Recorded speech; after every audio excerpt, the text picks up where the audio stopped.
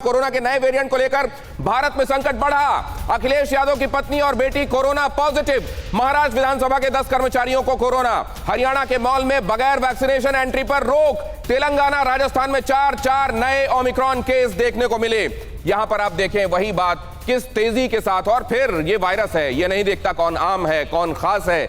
इसीलिए आप अपने आप को आम मानते हो तो, खास मानते हो तो, और इन दोनों के बीच में कहीं मानते हो तो एहतियात बरतना मत छोड़िएगा। ओमिक्रॉन अभिशाप या वरदान? क्योंकि कुछ लोग ये कह रहे हैं कि जो आपके अंदर टीका इनॉक्यूलेशन अंदर भेजा जाता है वो भी तो एक्चुअली वायरस का एक कमजोर रूप होता है, जो आपको वायरस के मजबूत रूप से लड़ने में ताकत देता है। तो क्या ये कमजोर रूप है और हमको ताकत देने आया? जरा देखिए, ओमिक्रॉन से सावधान, खौफ में सारा जहां, लेकिन बीच में अभिशाप या वरदान ये बहस चल रही है। क्यों कहा जा रहा है ये? जरा जल्दी से दिखाइए इसको। अभिशाप या वरदान क्यों कहा जा रहा है? कुछ लोग ये मान रहे हैं कि ये बहुत तेजी से संक्रमण इसका बढ़ता है, इसलिए भारत में ब्रिटेन जैसा संक्रमण फैला तो तीसरी लहर में रोजाना 14 लाख तक, एक दिन में 14 लाख तक केसेस आ सकते हैं। इसको जरा क्लोज कीजिए। भारत में ब्रिटेन जैसा संक्रमण फैला तो तीसरी लहर में रोजाना 14 लाख तक केसेस आ सकते हैं। और हमारा हेल्थ इंफ्रास्ट्रक्चर इसको संभालने के लिए कितना तैयार है?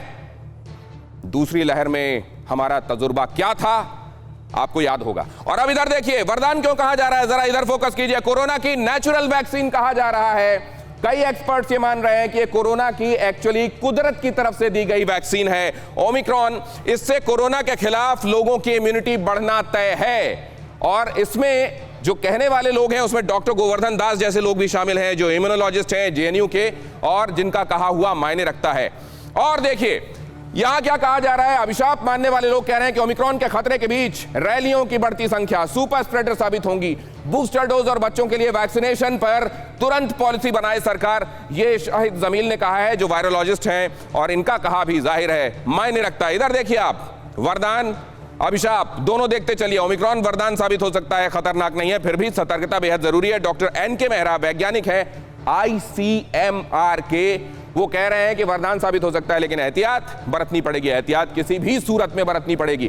फरवरी 2022 में कोरोना संक्रमण का पीक आ सकता है।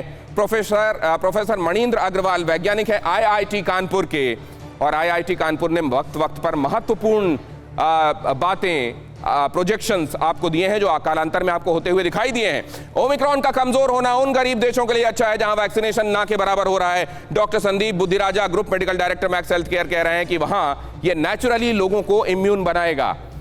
अब हमारे साथ जो एक्सपर्ट्स हैं, एक क्विक राउंड 7 के सातों गेस्ट के पास जाऊंगा और पूछूंगा उनकी निगाह में ये अभिशाप है या वरदान है। और सबसे पहले डॉक्टर अंशुमान, मैं आपसे शुरू करना चाहता हूं, आपकी निगाह में क्या है ये? दिनेश जी, बिल्कुल इस तरह अपफ्रंट कह देना अभिशाप या वरदान प्रीमेच्योर होगा हिंदुस्तान के लिए। जो लोग ये मान रहे हैं कि कोरोना के इम्यूनिटी को बढ़ा देगा, बड़ी अच्छी बात है, लेकिन बायोलॉजिकल वेपन होने के नाते जो हम लोगों ने सोचा था पहले, वायरस ने कभी हमारा साथ नहीं दिया। अनफेवरेबल म्यूटेशंस हुए हैं। जो लोग अभिशाप कह रहे हैं उनके लिए मैं बता दूं, सुपर स्ट्रेन मतलब डेली मैक्रॉन की पॉसिबिलिटी, डेल्टा और ओमिक्रॉन के म्यूटेशंस मिल गए, सुपर स्प्रेडर संक्रामक क्षमता भी बढ़ेगी और मारक क्षमता भी बढ़ेगी। फिर हताशा होगी, निराशा होगी, इसलिए बहुत लाइटली ना लें, यही गुजारिश है। डॉक्टर साहब कह रहे हैं डोंट लोअर योर गार्ड्स। आप अपना तलवार और ढाल पकड़ के रखिए, वो कमजोर है या मजबूत ये टाइम अपने आप साबित कर देगा। लेकिन प्रोफेसर गोपाल नाथ की निगाह में ये क्या है सर? आपकी निगाहों में ये लोगों की इम्यूनिटी को बूस्ट करने के लिए आया है या it is too early to say anything? Dinesh ji, actually ये इम्यूनिटी बूस्ट करेगा, और पिछले 1.25 सालों में इतना सारा म्यूटेशंस हो चुका है, क्योंकि वायरस की भी एक लिमिट है म्यूटेशंस की। और मैं समझता हूँ कि हमारी इंडियन पॉपुलेशन काफ़ी हद तक नेचुरली इम्यूनाइज हो चुकी है दूसरे वाले उसमें, और अभी वैक्सीनेशन भी काफ़ी हद तक कवर हो गया है। तो मेरी नज़र में इंडिया के लिए ओमिक्रॉन बहुत प्रॉब्लम्स नहीं होगा। अगर होगा भी तो बहुत माइल्ड केसेस आएंगे और इम्यूनिटी को बूस्ट करेगा, हर्ड इम्यूनिटी और भी बढ़ेगी अगर कहीं पे कोई पॉकेट रह गया होगा अनइम्यूनाइज्ड। असल में आप जो देखें, डॉक्टर उज्ज्वल के पास में जाऊं उससे पहले बता दूं, अभी तक दोनों एक्सपर्ट्स ने जो कहा, प्रोफेसर गोपाल ने और डॉक्टर अंशुमान ने, वो एक ही बात है। एक इधर से देख रहे हैं और एक दूसरी तरफ से देख रहे हैं। एक इधर से देखते हुए कह रहे हैं कि आप अपनी ढाल और तलवार मत छोड़िए, वो कितना मजबूत है या कमजोर है वो आने वाले दिनों में साबित हो जाएगा। और दूसरी तरफ गोपाल जी कह रहे हैं कि वो कमजोर होगा, लेकिन वो ये कतई नहीं कह रहे हैं कि आप अपनी ढाल और तलवार नीचे रख दीजिए। आप अपने कोविड एप्रोप्रिएट बिहेवियर पर काम करते रहिए। डॉक्टर उज्ज्वल पारिक, क्या होगा सर? ये बात बिल्कुल ठीक है। कि ये वायरस की जो मारक क्षमता है वो कम हो रही है, लेकिन इसकी फैलने की क्षमता बढ़ रही है। तो ज़्यादा लोगों में होगा और शायद जैसे मेरे से पहले वालों ने भी कहा कि ये शायद हार्ड इम्यूनिटी को जल्दी लेके आएगा, वो शायद अच्छा भी हो सकता है। लेकिन उस चीज़ के बेसिस पे हम ये अपने आप को बिल्कुल ढीला नहीं छोड़ सकते। ये नहीं कह सकते कि वायरस होने दो लोगों को और ये फैलने दो, बिकॉज ये म्यूटेशंस फिर होंगी। जैसा आपने पहले अपने वक्तव्य में कहा कि ये म्यूटेशन शरीर में जाके होती हैं, तो क्या पता इसकी नई म्यूटेशन एक और हो और वो ज्यादा घातक हो जाए। तो आई डोंट थिंक कि हमारे को अपने गार्ड लो करने की बिल्कुल भी जरूरत है, बिल्कुल भी विश्वास करने की जरूरत नहीं है कि ये हमें बचाने आया है, ये हमें मारने ही आया है और हमें उसी तरीके से इसको हैंडल करना होगा।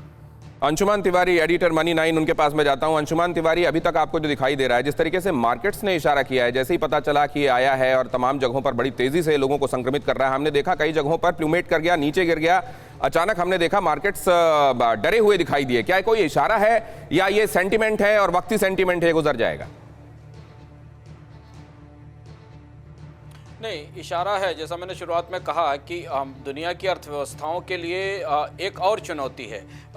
गड्ढे से निकल के बाहर खड़े होने की कोशिश में जो भी असर होगा इसका, ये माइल्ड वेरिएंट है, लेकिन सरकारों के पास इतने ख़राब नसीहतें हैं पिछले 2 साल की कि सरकारें अधिकतम सख्त उपाय करेंगी, ऐसा बाजार के निवेशक मान रहे हैं और इन्वेस्टर्स मान रहे हैं। और उन्हें एक और 3 महीने 4 महीने की अनसर्टेनिटी बाजार में दिखाई दे रही है, निवेश के लिहाज से, स्टॉक मार्केट में इन्वेस्टमेंट के लिहाज से, उद्योगों की डिमांड के लिहाज से, और बाजार हमेशा अनिश्चितता से डरता है। और दूसरी महत्वपूर्ण बात यह है कि हमने एक दौर देखा था जब वैक्सीन हेजिटेंसी थी, अब हम वैक्सीन कॉम्प्लिसेंसी के दौर में पहुंच चुके हैं। दुनिया के बहुत सारे देशों में लोग वैक्सीन को ऐसा मान रहे हैं कि वो पेनेशिया उनके शरीर में बैठा हुआ है जो वायरस से उन्हें बचा लेगा। और ये बड़ा चैलेंज है, इसलिए मार्केट को डर लग रहा है कि आप कितनी भी कोशिश करें, अगर आप लॉकडाउन नहीं लगाएंगे तो लोग वैक्सीन को ये मानकर कि उनका इलाज हो चुका है, वो इसके स्प्रेडर बन जाएंगे। और इसलिए जब लॉकडाउन आना शुरू होंगे तो इकोनॉमी पे उसका नेगेटिव इफेक्ट आएगा। ये मार्केट की बिहेवियरल रीडिंग है।